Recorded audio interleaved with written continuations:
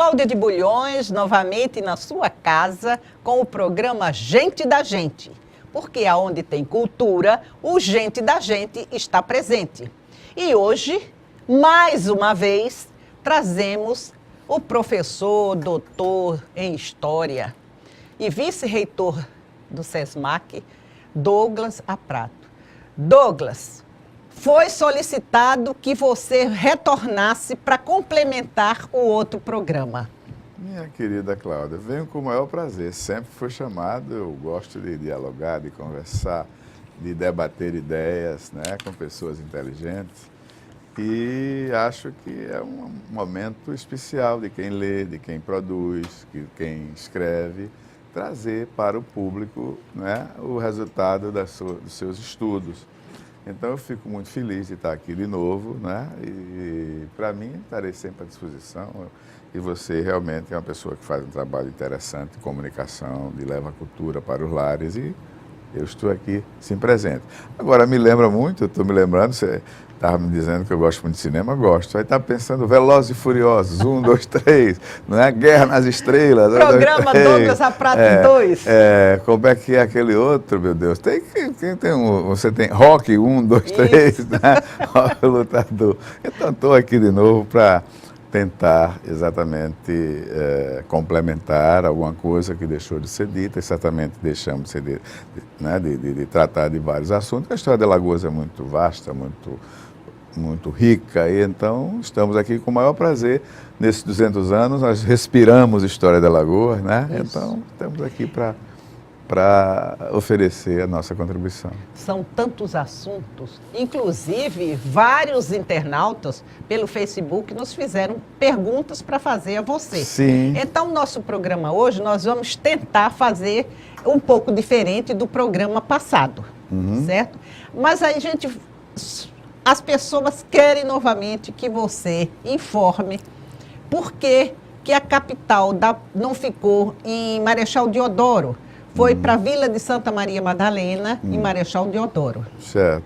Olha, aliás, não ficou em Penedo. Penedo. Olha, quando Alagoas foi emancipada, né, que Dom João VI assinou aquele célebre decreto, convindo ao bom reino e tal, a prosperidade e tal, toda aquela liturgia da corte, evidentemente que duas coisas eram necessárias à consecução do decreto real.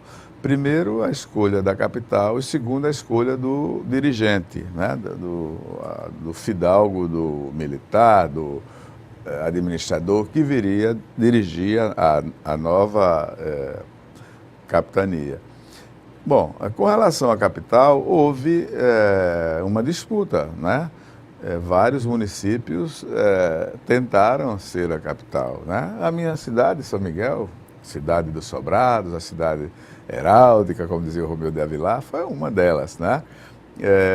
A gente tinha também Coruripe, que também era um município importante, mas realmente, assim, os de peso, que tiveram peso, que disputaram essa condição, foi Penedo e foi Maceió, né?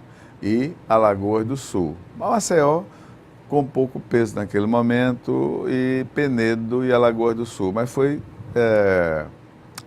escolhida Alagoas do Sul, que é hoje a cidade de Marechal Deodoro, em homenagem ao proclamador. Por quê? Porque ela ficava no meso-território, né? No meio do território.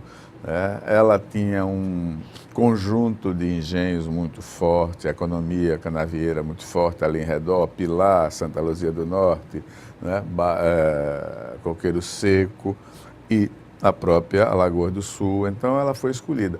E Penedo disputou palmo a palmo, mas Penedo ficava muito extremo. Quando Dom João VI, quando foi escolhido depois a cidade de Alagoas do Sul, é porque ela exatamente atendia tanto o norte como o sul, ela ficava no meio do território, né? Enquanto Penedo, apesar da sua pujança, apesar do seu dinamismo extraordinário, de uma economia muito forte que ela tinha, em função do rio, né? Penedo era uma cidade progressista, né? E não existia estradas, nós já dissemos no programa anterior, não existia aeroporto, não existia avião, não existia trem, não existia automóvel, né? Você tinha nos rios e nos mares as estradas mais frequentadas. Então, o Rio São Francisco era uma grande estrada, né, por onde passavam as embarcações e que se adentravam no território de Alagoas, de Sergipe, da Bahia, né, e exatamente Penedo ficava. Mas a corte, né, os diplomatas, os administradores no Rio de Janeiro, eles imaginaram que se você colocasse Penedo, você tinha uma cunha muito grande lá perto de Sergipe e o resto do território ficaria com menos possibilidade de desenvolver, porque aí aquela parte de Penedo, que já era extremamente desenvolvido, teria uma ampliação desse progresso, enquanto que o resto, inclusive o norte, ligado a Pernambuco. Então, a ideia, que me parece muito viável naquele momento, era exatamente de atender a todas as regiões, tendo no meio a cidade de Marechal Deodoro, que tinha o Porto Francês, não é? Que tinha as lagoas, onde os rios traziam as embarcações, né? Meu avô que chegaria no final do século XIX, né, implantou os estaleiros lá na Barra de São Miguel. Em São Miguel eu tenho fotos da minha família, né? Meu avô era operário naval lá na Itália. Então, essa condição, né, os rios, e a minha família até vinha de São Miguel, pelo Rio São Miguel até Maceió, vinha naquela época, né? E os rios que eram as estradas. Os rios eram as estradas, e as lagoas, né? E então, eu imagina-se que você, deslocando a cidade para Penedo, a capital, você desprestigiaria todas as outras, tanto o meio como o norte, Portugal, que era uma cidade importante. E Penedo não tinha porto de mar, né? Não, mas o porto do Rio, você vindo pelo mar, você entrava no Rio. Rio São Francisco. E era realmente o porto mais frequentado, era um porto importante, né? E a cidade lindíssima. O Gilberto Freire sempre dizia que devia ser Penedo, né? O imperador disse, mas por que aqui não é a capital? Dom Pedro II, quando mais tarde ele visitou, porque realmente Penedo tinha um savoir-faire, né? Exatamente. O povo de Penedo tinha um certo grau assim de civilidade, de civilização, né? Que por conta do porto. Mas a cidade de Alagoas do Sul, que é hoje a cidade de Marechal Deodoro, ela atendia esse requisito que Penedo não tinha. Então, dentre todas as que foram mencionadas, que queriam ser a capital, efetivamente naquele momento se deteve aquela que atenderia todas as regiões. E é interessante, por exemplo, Arapiraca, o crescimento, o desenvolvimento de Arapiraca extraordinário se deve exatamente também por essa posição estratégica. Ela fica, né, no meio do território.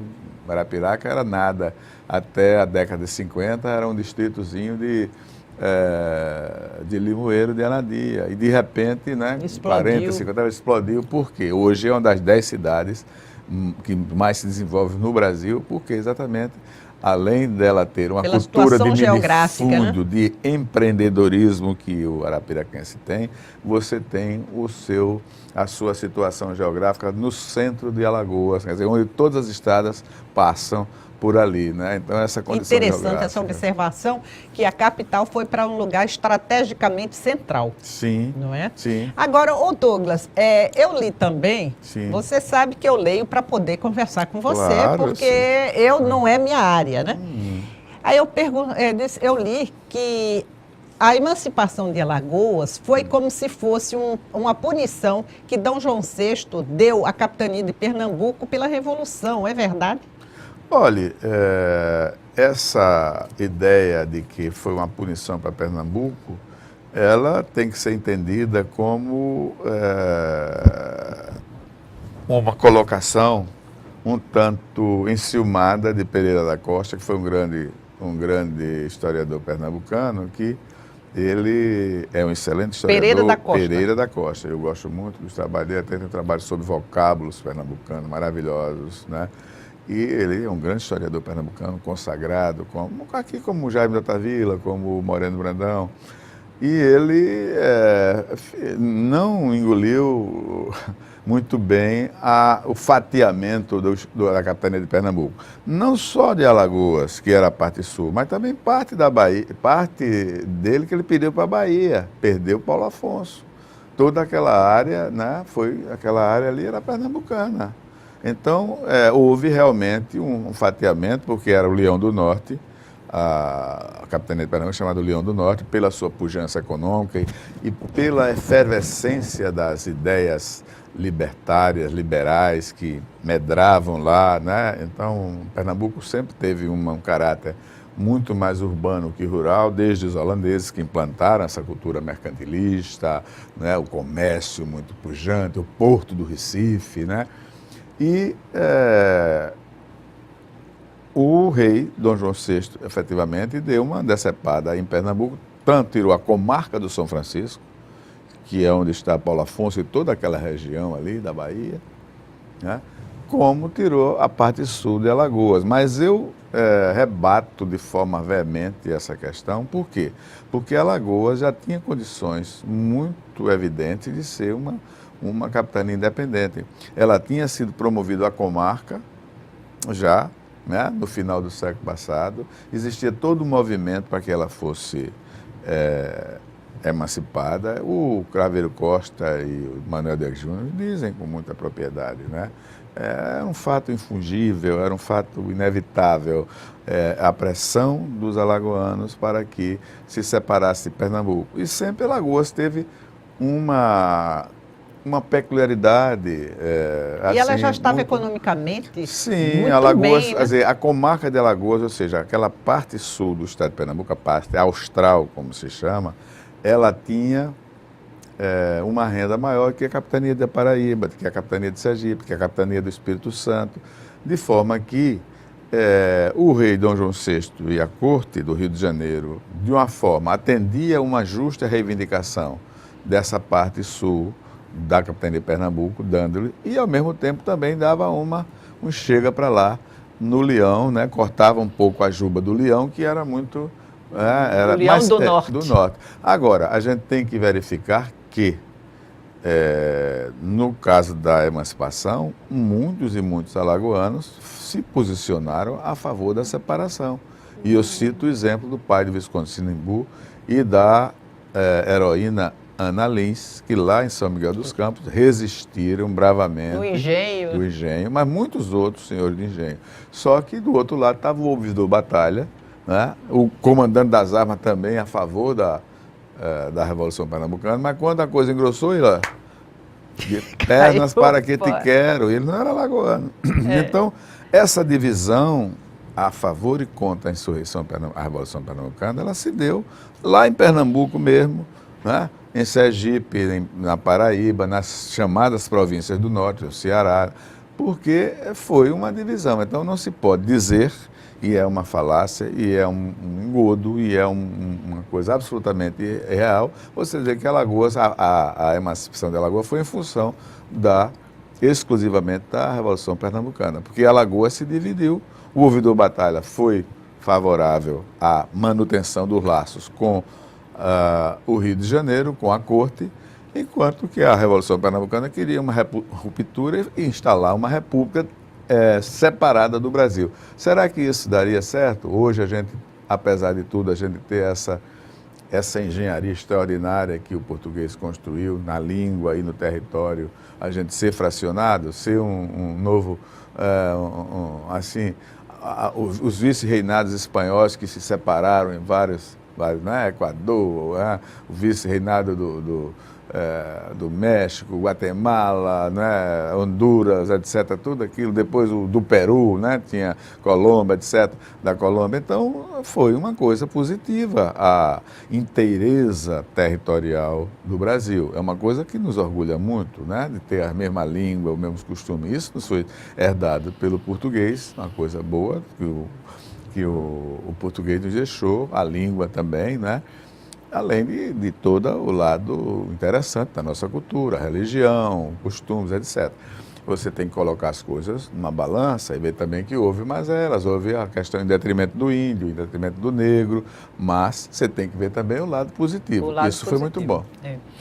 Douglas, é importantíssimo o que nós estamos conversando. Nós vamos para um intervalo e quando voltar eu vou querer que você diga por que o nome Alagoas. Sim. Até daqui a pouco.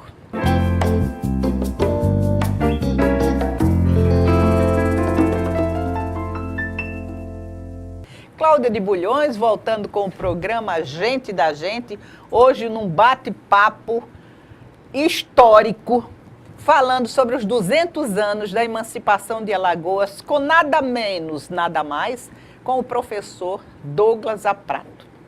Quando nós fomos para o intervalo, Douglas, nós dissemos que íamos perguntar a você por que o nome Alagoas. Sim.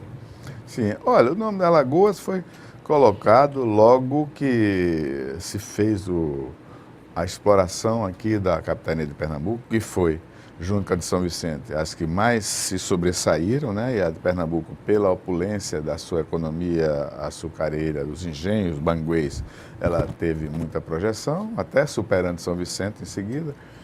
E essa parte sul de Alagoas, ela é marcada exatamente por um número excessivo, enorme de lagoas. Se você verificar, por exemplo, o livro que dá razão ao Estado do Brasil, que é um livro antiquíssimo dessa época, você vê o território de Alagoas, você tem Lagoa do Roteiro, Lagoa Manduú, Lagoa Manguaba, você tem Lagoa Feia, você tem a Lagoa do Miaí, você tem a Lagoa... você tem um número enorme de lagoa, a Lagoa do Jiquiá, né, que é a terceira. Então você tem um nome. Então, as Alagoas, chamava-se, o pernambucano me dizia, lá as Alagoas, lá as Alagoas. Então já tinha essas características, daí que ficou as Alagoas. Aliás, o nome correto sempre foi, eu moro nas Alagoas, as Alagoas. A gente hoje suprimiu por não sei, de repente algum engraçadinho, não, deve ser Alagoa, não, as Alagoas. As Alagoas.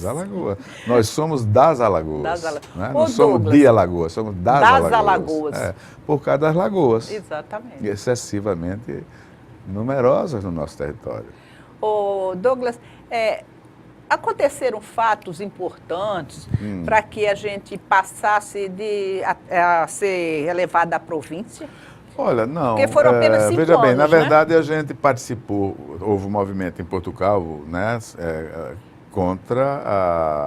a favor da emancipação do Brasil, porque Dom João VI continuou até mais um pouco e deixou em seguida o seu filho Dom Pedro aqui. E em 7 de setembro de 1822, 5 anos depois da emancipação de Alagoas, ele faria a declaração da independência do Brasil lá do seu Portugal, que passou a ser o seu Brasil.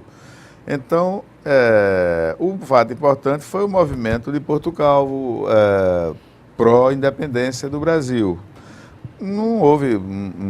nós começamos na turbulência, porque foi um período extremamente turbulento, esse da independência até a segunda metade do século XIX, quando Dom Pedro II, que era um menino, passou a governar, passou a ter maturidade para governar. Então, era uma época muito turbulenta no mundo, aquelas ideias da Revolução Francesa do século passado, elas começaram a estourar aqui, né, de igualdade, fraternidade, os ideais de maçonaria, os ideais liberais, e evidentemente que se conflitava com uma visão mais conservadora do mundo e da sociedade. Então, esse choque de ideias que aconteceu na primeira metade do século XIX, ele vai redundar em muitas insurreições. Por exemplo, depois de 17, em Pernambuco, estoura a Confederação do Equador, em 24, né, da qual também os alagoanos participaram a favor da Confederação do Equador, que foi o Frei Caneca, o maior vulto, foi fuzilado. Depois de 24, você tem a Revolução Praeira, em 48. Então, houve muitos movimentos assim, insurrecionais que apareceram no Brasil em função dessa efervescência política que o Brasil estava passando. Surge a imprensa, surge os partidos, surge a organização política, e nisto aí cabe exatamente a criação de um Estado unitário, dirigido por um imperador, onde os dirigentes das unidades administrativas passaram a se chamar províncias e o dirigente passou a ser presidente, que era uma nomeação do imperador. Não existia eleição para o executivo, né? O imperador tinha um poder muito grande, era também o poder moderador, além do executivo, o poder moderador, né? Então existia um Estado centralizado, né? Que ele nomeava, e tanto que havia uma coisa boa, sabe? Por Douglas, exemplo, havia... um deles foi o José Fernandes Bulhões, nosso primo. Você está vendo? Eu estou aqui com gente ilustre. Né?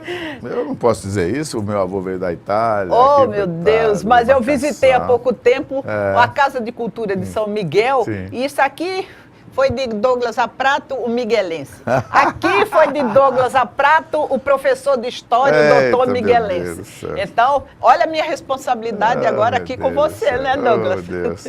Mas, olha, então houve essa série de insurreições, Alagoas participou, houve uma muito interessante, com um nome muito esquisito, houve a Cabanada, né, os cabanos lá de Maragogi, que a gente falou no programa anterior. Houve o Quebra-Quilos.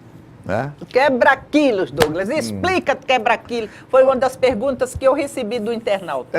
Quebra-quilos é o seguinte, quando existia um sistema anterior à leitura decimal. Né? Certo. Então era léguas, ainda chama, tantas léguas, né? Daquelas coisas. Então foi instituído universalmente, na maioria dos polos econômicos mais fortes, o sistema métrico decimal. E foi implantado no Brasil para facilitar a pesagem das coisas. Diz que tinha os pesos, né? Então foram criados pesos uniformizados. Só que com essa uniformização e o advento dos pesos, é claro que sempre aparecem os sabidinhos, os espertos, né? Que lamentavelmente nós temos essa cultura macunaímica. Isso. Né? Macunaímica. Então, o que é que acontece? O cara passou a ter um peso menor do que o anterior, ele roubar um pouco nos pesos, e os preços começaram a subir, principalmente da farinha de mandioca, que era um alimento básico, né? Nas feiras. Então, foi subindo, quer dizer, aí o povo foi revoltando, porque esses pesos eram necessidade, não foi uma coisa assim fortuita nem desnecessária, era necessário, a gente está se modernizando, o país estava se modernizando, mas sucede que isso estourou em Atalaia, estourou em Viçosa, estourou em São Miguel, estourou em Maceió. Foi uma revolta mesmo. Uma revolta que aconteceu em outras províncias também. Né? Então, uma revolta, o povo pegaram os quilos. Toda vez que tem alguma coisa de progresso, sempre existe algum sabidinho que quer levar vantagem. E há uma rejeição por parte do povo, do caráter nacional, que é essa coisa que chama macunaímica, né? De tirar vantagem, né? Aquela lei de Gerson. Lei de Gerson. Mas isso no mundo todo, né? A gente está vendo agora na Coreia do Sul, que é um país extremamente desenvolvido, né? E você viu a corrupção, essa coisa toda. Então a gente não pode dizer que é o pior país do mundo e nem sequer em Alagoas. Todo mundo, essa faceta do homem, nós somos, né, esse misto, né, a gente oscila, né, entre o bem e o mal, esse lado claro, esse lado mais escuro, como diz na Guerra nas Estrelas, né, o lado obscuro da mente, né, aquela coisa do Darth Vader, né, que era o homem do bem, depois passou para ser do mal. Então existiu, o quebra-quilo, na verdade, foi uma revolta popular que estourou nas feiras em função da elevação do preço dos alimentos, principalmente da farinha de mandioca, que era um alimento básico. Douglas, as perguntas se sucedem, né? Então, eu queria que você informasse a mim e ao meu público o que eram os lisos e os cabeludos. Porque eu tive um bisavô que era, eu não sei se ele era liso ou cabeludo, que ele foi mandado para o Rio Grande do Sul. Sim. E ele veio a pé do Rio Grande do Sul para cá. Eita, maratonista de primeira. Porque ele era, não sei se ele era liso ou cabeludo, mas ele foi expulso de Alagoas. Sim. Foi para lá. Olha, existiu, então, com esse advento da emancipação e da independência do Brasil, principalmente pela independência do Brasil, passou-se a organizar a vida política nacional. Criou-se as províncias, foram nomeados os presidentes, né, os tribunais, né, a organização militar, a organização jurídica, tudo, né, a educação, a saúde, então foi organizado. E nós tínhamos, então, o lado dos partidos, a imprensa, os partidos que passavam agora, que não existia antes, porque a gente era colônia, a disputar. Então, em Alagoas, criamos o primeiro jornal, né?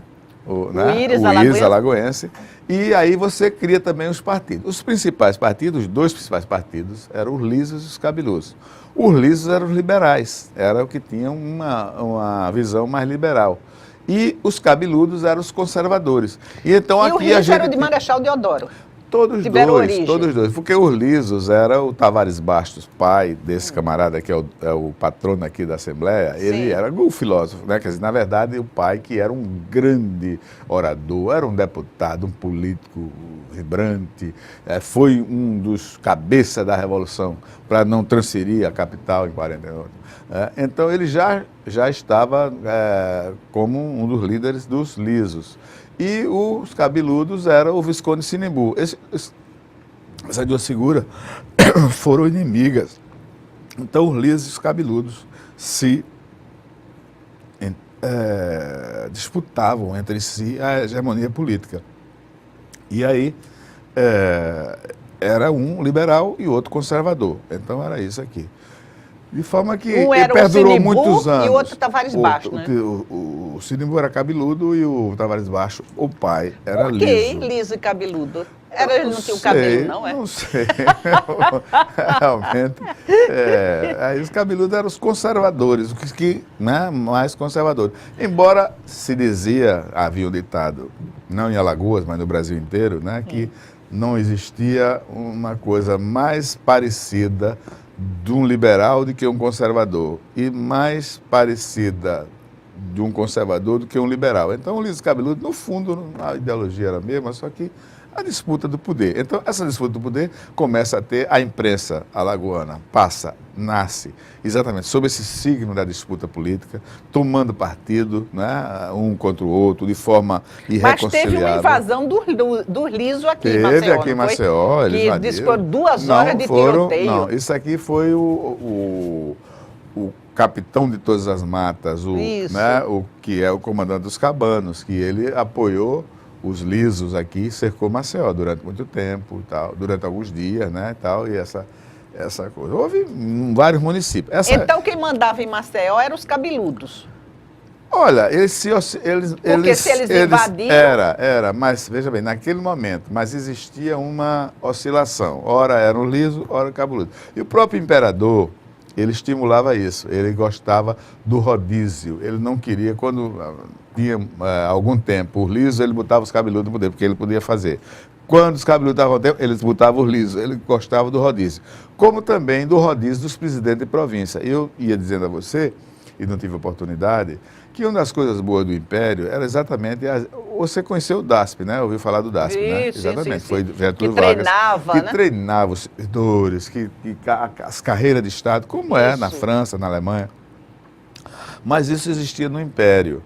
O imperador, ele mandava treinar os presidentes de província e ele não deixava muito tempo um presidente de província na província, como militares. Como militares, né? Você sempre muda, exatamente. Aí ele estava aqui em Alagoas, aí ia para Sergipe, ia para Mato Grosso, ia para Bahia, e da Bahia vinha para cá, existia um rodízio. Então, era uma coisa interessante para não criar vínculo e não ser partidário. E havia toda essa dinâmica política, uma política que passou a ser muito,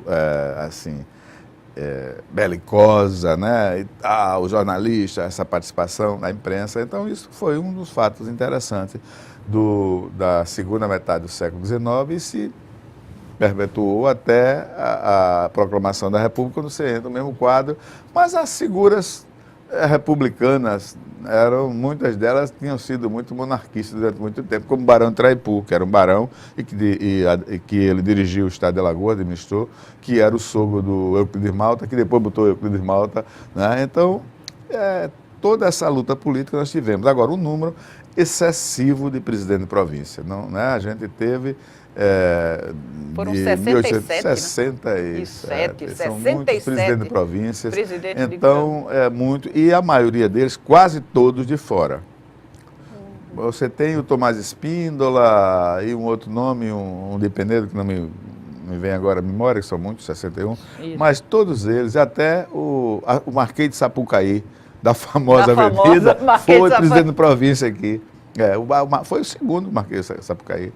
Segundo ou terceiro, se não me engano. Foi o Marquês de Sapucaí e vinham, entendeu? Aquele pessoal da corte. Então, houve isso. Agora, isso não foi bom, porque você não tinha continuidade. Você sabe que precisa de um mínimo de continuidade. Aí, quando o camarada... Agora, tivemos notáveis presidentes, né? O Sayão Albuquerque, né, que embelezou Jaraguá, que fez uma série de coisas, né? O José Bento da Cunha Figueiredo, o pai e o filho, que era uma espécie de aquilo que Confúcio estabelecia na China, né, do mandarinato, uma espécie de mandarinato que o Dom Pedro II estimulava muito isso, né? Douglas, vamos continuar com o nosso bate-papo histórico sobre a emancipação política dos 200 anos de Alagoas daqui a pouco.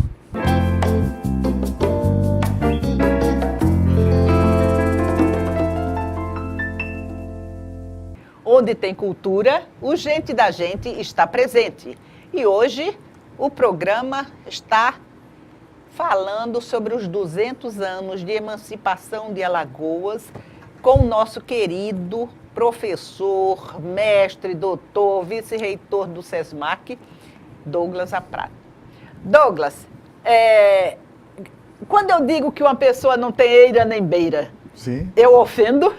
Olha, hoje não, porque ninguém sabe o significado da palavra, mas antigamente sim, era uma ofensa grave, porque eira, beira e tribeira, digamos assim, aquelas molduras, aqueles... Na frente da casa. casa que você tinha, como se fossem aquelas calhas, né? Aí você tinha a eira, tinha a beira e a tribeira. E quando você não tinha nada é porque você não podia, porque era um requinte. Não tinha beira, nem eira, nem tribeira. Nem eira, nem beira, nem tribeira, né? Então, era considerado um pobre de Marredeci. E isso era considerado depreciativo, né? Mas ainda hoje tem não. casas em Marechal Deodoro que tem eira e beira e outras que não tem nem tribeira, né? Isso realmente. Hoje ninguém nem sabe o que se diz, mas ninguém já falar. Mas na época colonial, certamente alguém de Marechal Deodoro ou de Maceió que dissesse que não tinha eira e beira.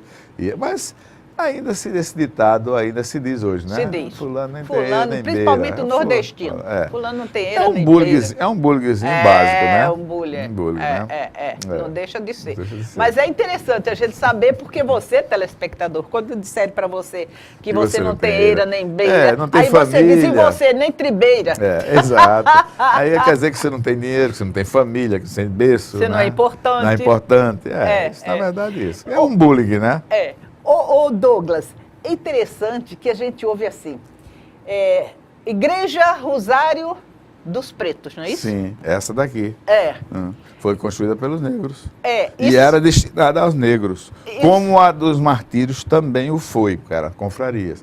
Mas os brancos começaram a frequentar e mandaram os negros sair, né? Agora aqui, inclusive tem uma coisa linda que é muito peculiar, que ninguém nem percebe, aqueles cacos de azulejos portugueses que é lá em cima na torre. Então é uma das poucas e é uma raridade. Isso aqui deveria até ser tombado, ter um tombamento, porque é uma raridade. Na Rosário? Na Rosário, aqui na Igreja do Rosário, a Rosário dos Pretos, né? Porque Nossa Senhora do Rosário, ela, como São Benedito, então...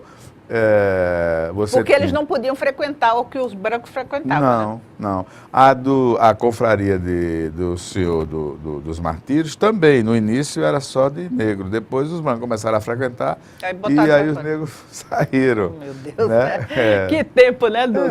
Exatamente. É um tempo triste, isso né? vem das nossas origens, da nossa colonização. Isso foi uma influência... da escravidão, foi trazida, que existia, trouxe o negro e colocou o negro como um ser marginal. Aliás, nem ser, era uma peça, né? Chamava-se peça, né?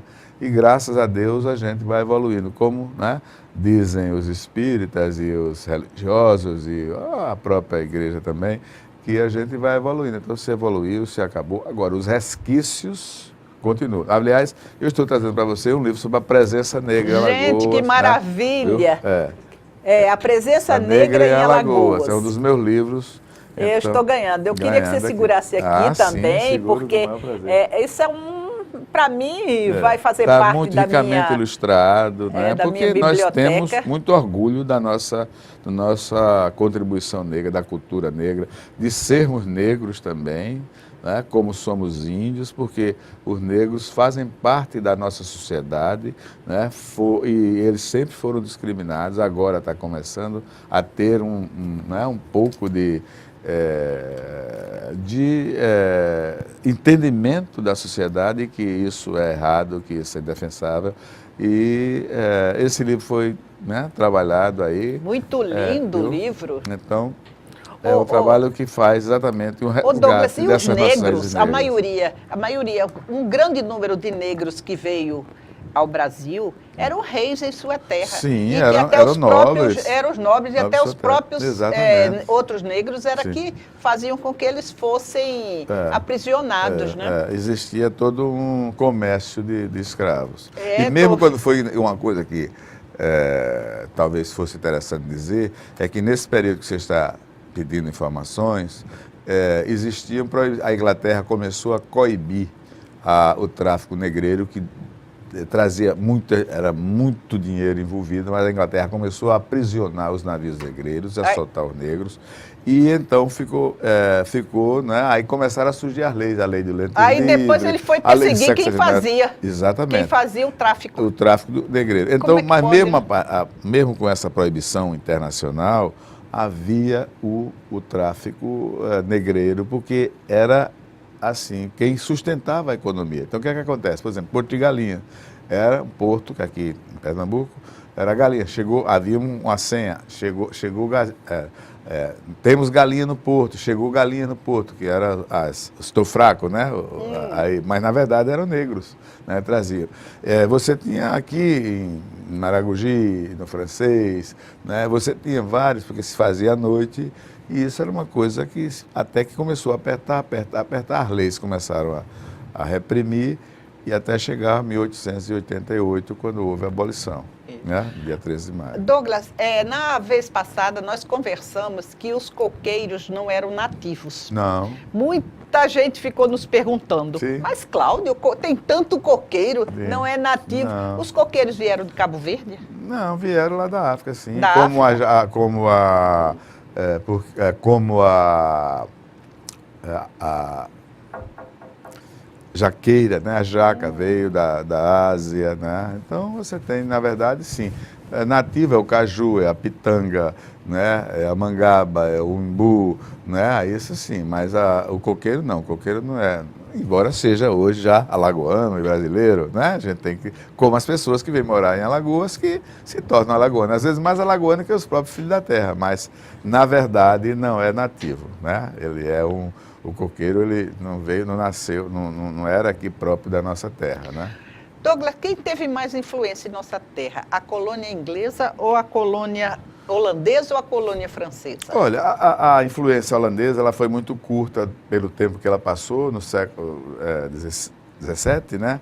Na Guerra do Açúcar, embora tivesse implantado durante quase 60 anos aqui, né? E deixou alguns galegos aí no sertão, a gente, né, de vez em quando, enquanto eu mexo muito com a Lutgard e tal, com o Gutenberg, porque realmente quando houve a vitória dos portugueses lá em Guararapes, né? E aqui nós tivemos também a nossa vitória em Penedo e em Porto Calvo, havia muitos holandeses e muitos deles foram para o interior, em lugares recônditos, para viver a sua vida, né? Bom, muito bem. Então, mas foi curta. Agora, a cultura inglesa, ela teve uma influência grande, porque no século XIX, a Inglaterra era como os Estados Unidos hoje.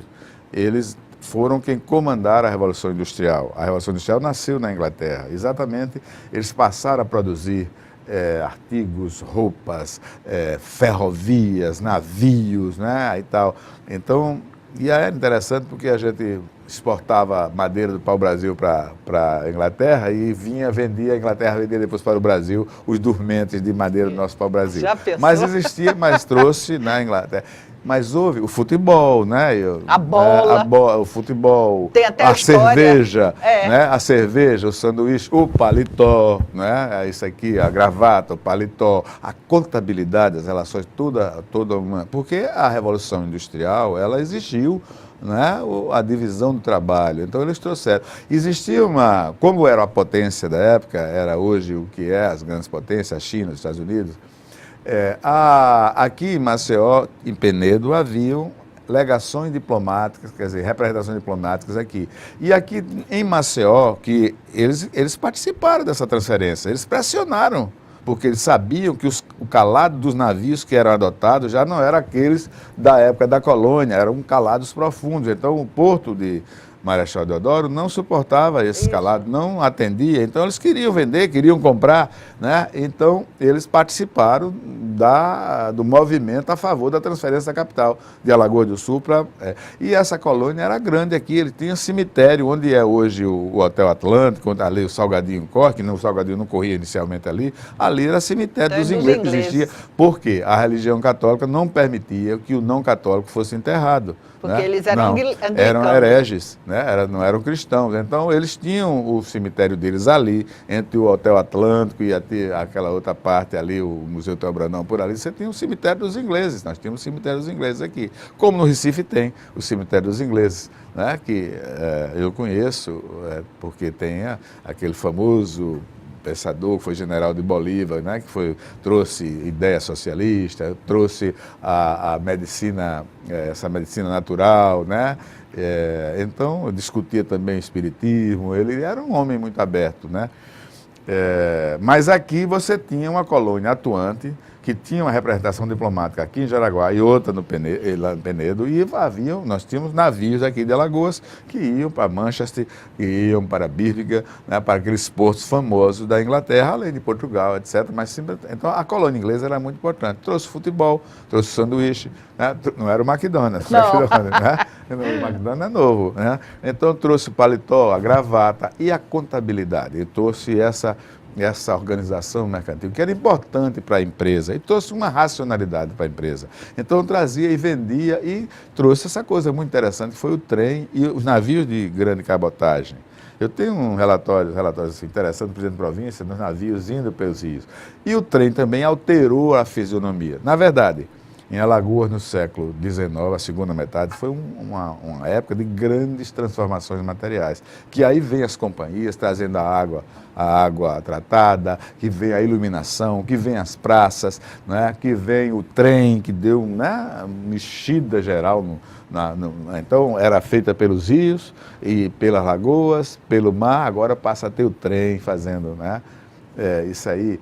Então, a influência inglesa. A influência francesa, depois dos ingleses, ela tem um peso muito grande, porque a nossa cultura recebeu muito forte hábitos franceses, né? Chateaubriand, Montesquieu, né? Tudo isso aí. Então, a França veio através dos pianos que existiam nas casas, né? Os acordeões. Então, essa cultura francesa, ela veio até a década de 50, a cultura francesa era importantíssima, mais importante, não existia cultura inglesa, existia cultura francesa, né? Como se chama? Meu Deus, que ainda hoje existe. Aliança. Aliança, que, né, não tem mais aquele embora seja ainda hoje frequentado e tudo, mas antigamente era muito superior. Hoje porque até a língua mais comercial é o inglês. Sim, era o inglês, dia, porque né? naquela época você tinha. Então, todas essas influências fazem parte de Alagoas. Claro, com a menor expressão, porque, na verdade, a maior é a indígena, é a negra e a portuguesa. Nós temos essas três. Agora, nós temos muita coisa dos franceses, muita coisa dos ingleses. Citei agora o futebol. E dos espanhóis também, né? Menos. Os espanhóis, eles trouxeram aqui, por exemplo, os Lopes, trouxeram as fábricas de tecido, né? Na Bahia, onde você tem o Galícia, você tem o Hospital Espanhol, mas aqui, muito isso aqui. Então, a colônia inglesa, ela era forte, ela tinha preeminência inglesa, tinha um livro até, Preeminência Inglesa, né, no Brasil, Alain Manchester, que foi um grande historiador, então, onde eles dominavam todos esses melhoramentos que surgiram principalmente aqui em Maceió, essas modificações que deram um ar de urbanização, tanto a Maceió como a Penedo, mas principalmente Maceió. A praça, né, Jaraguá, se tornou uma espécie de city da cidade, onde você tinha os bancos, onde você tinha as representações estrangeiras, não só da Inglaterra, mas de Portugal, da Espanha, da Itália, né, da Alemanha. Então, você tinha toda essa característica, uma transformação, a iluminação e o trem. Então, nós tivemos, nessa época, do segunda metade do século XIX, uma mudança muito radical Douglas, no nosso como modo é urbano. difícil a nossa identidade cultural, Sim. né? Porque nós temos tantas informações, temos tantas interferências. É o negro, é o índio, é o inglês, é o francês, é o português, um pouquinho do espanhol. Sim, Nós realmente somos, do Brasil e Alagoas, nós somos pessoas, vamos dizer assim, que a nossa identidade fica até confusa de achar. Mas isso é bom, esse caldeirão cultural, ele traz contribuições. Já pensou como fica até o casamento, quando você casa entre parentes sozinhos, você tenta, não é verdade? Então, eu acho que esse caldeamento que a gente tem é que dá o sentido mestiço da nossa raça. Agora, as três, não há nem comparação entre a contribuição portuguesa, indígena e negra. Mas é muito forte. Hoje, na época da globalização, você vê, depois da Segunda Guerra, uma que tomou o rumo de todas as outras, que foi a norte-americana. Douglas, conversar com você, a gente sabe, o assunto discorre com uma facilidade. Vamos dar mais um intervalo e daqui a pouco nós voltamos com cultura, porque onde tem cultura, o Gente da Gente está presente.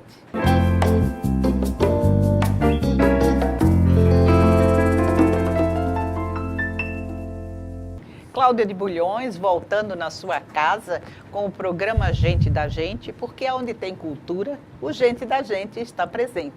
E hoje nós estamos enfocando os 200 anos de emancipação do estado de Alagoas, batendo um papo. Quem sou eu para entrevistar Douglas Zaprato? Douglas,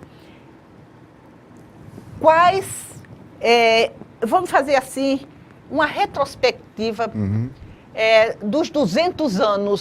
Sim. E qual a validade para o estado de Alagoas? Esses 200 anos, como discorreram? Olha, eu acho que já falamos assim de forma bem exaustiva sobre até a época da colônia, até a época da metade do Império, onde nós participamos como província, né, do Império.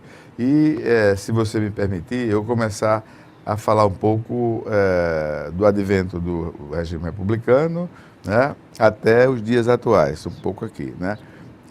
Veja, depois de todo essa... Nós tivemos a Guerra do Paraguai, onde tivemos um maior contingente, um dos grandes contingentes de soldados na Guerra do Paraguai foram daqui de Alagoas, né? Que eram, na verdade, de voluntário não tinha nada. Os caras eram agarrados, como se diz, dentro de cachorro, mano militar. Saía aí os pilotões à noite. Meu avô foi para a Guerra do Paraguai. Aí pegava os cabas que estavam na rua, aliás, e mandava para a Guerra do Paraguai. E ao lado disso também as famílias mandaram, né? Por exemplo, o clã dos Fonsecas, os Peixotos, né?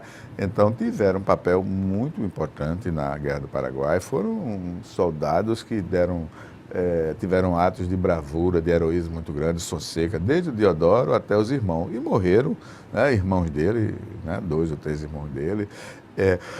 E depois o Deodoro voltou e foi aclamado como grande liderança do movimento republicano, quando o imperador foi dado assim, ordem para prender os escravos, sei o que, eles se recusaram, o exército passou a ter uma importância muito grande. Floriano Peixoto também era outra figura expressiva também, e eles dois foram eleitos, embora não fossem eleitos na mesma chapa, um numa chapa de um, outro na chapa do outro, presidente e vice-presidente da República. Então, as antigas províncias desapareceram para serem substituídas. Na verdade, passaram a ser estados, unidades federativas, né? Porque até então a província era ligada ao imperador, ela não tinha o seu presidente de província eleito pelo povo.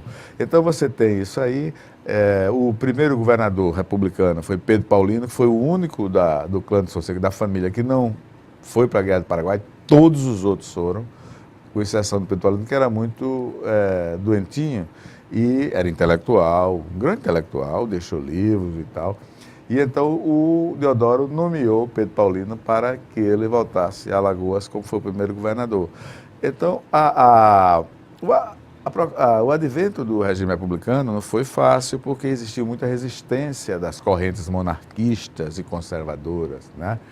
E então, da parte do Exército, que foi, na verdade, um papel de um partido político que implantou dentro da teoria positivista, ordem, progresso, essa coisa, o Pedro Paulino renunciou. A coisa complicou aqui. Aliás, são deliciosas as crônicas dele sobre esse foguetório, essa coisa de receber para querer tirar vantagem. É muito interessante você ler as crônicas do Pedro Paulino, o registro dele está no Instituto Histórico, sobre essa vida. Então, coincide essa época com também uma tempestade política muito grande no país, uma guerra civil, tanto que Deodoro também renunciou à presidência da República e assumiu o vice, que foi o Floriano Peixoto, que enfrentou uma guerra civil dos antigos monarquistas, o bombardeio da cidade do Rio de Janeiro, das casas pobres. O Floriano foi um caba-macho danado que, né, alguns dos advogados não gostam muito dele, não, porque ele mandou prender o pessoal do Supremo, os advogados, aquela coisa. Olha, Floriano, o Supremo vai liberar, conceder habeas corpus aos líderes da Armada que bombardearam. Disse, tudo bem, eles podem fazer. Agora, quem é que vai dar habeas corpus aos ministros do Supremo? O Floriano tem um papel interessante, existia até um culto florianista. E aí vem o Gabino Besouro, que também foi um dos heróis da Guerra do Paraguai, foi presidente também e tal. Esses anos são tempestuosos, né? Mas são anos de afirmação. Exatamente, o começo de tudo é muito complicado. Aí você tem a política dos governadores, instituída pelo Campos Salles, né? pelo pessoal de São Paulo que assumiu, teve muita importância na República. E aqui você teve a criação do bispado, você teve um começo também de muita luta interior, até chegar com os irmãos Malta, que se revezaram, né? O Joaquim e o Euclides, que na verdade foram bons administradores, diga-se de passagem, né? O Euclides era um homem muito culto, e